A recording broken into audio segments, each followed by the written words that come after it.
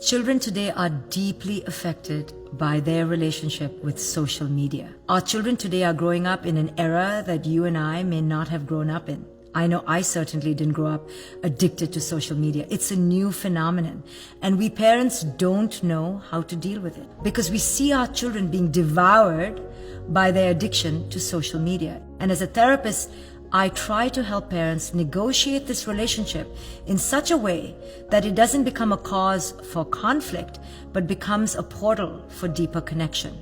So the first thing I help parents understand is that children today are growing up on a diet of social media. So it is an inextricable part of their lives and of our lives. The first place to begin is to accept what is. To accept that this is here and it's in the now.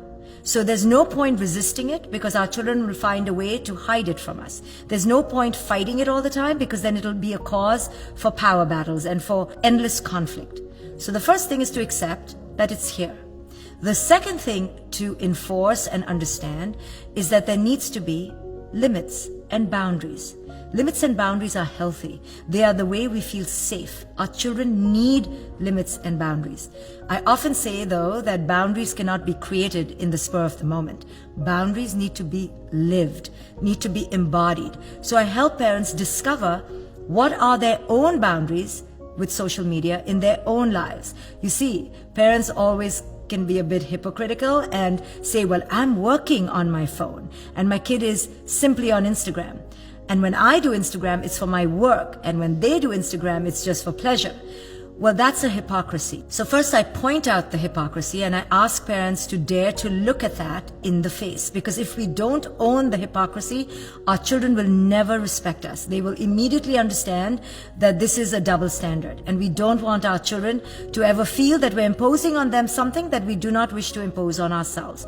Either it's unhealthy or it's not. We need to ask ourselves, how present are we being in our children's lives? When we eat dinner at the table, are we glued to our screen?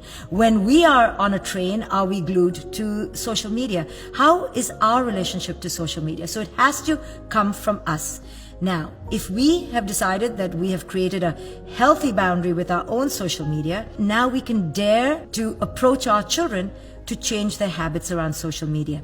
And I always tell parents that in order for children to leave their social media, which is so seductive, so addictive, so enticing, so entertaining, then you are going to have to create that in your relationship with them. You're going to have to be exciting and entertaining and meaningful for our children. Otherwise, why would our children leave that to come to us? If they come to us and all we do is pressure them, harangue them, ridicule them, shame them, control them, no wonder they're going to hide in social media. So this is an invitation for parents to make the relationship with our children more joyful, more connected, so our children are drawn to us rather than hiding from us. Don't look at social media as a threat. Teach your children that there is a positive aspect to it. It's not just the enemy. There's a vibrant way that we can use social media that is healthy, not in the way that is codependent. Many of us, including adults, use social media in a codependent way. You know, we post something and we do it because we are enmeshed and addicted to how many likes we get. And then we're glued to our screen. So if we use social media for that purpose, to elevate a sense of self, then we're going to model that for our children. And our children will use social media for a sense of worth. But if we show our children that social media can be a valuable avenue and a portal for connection, then we teach them that technology itself is a vibrant, fertile foundation for deep, worldly, global connections. So we have to be aware of how we're modeling our relationship to social media.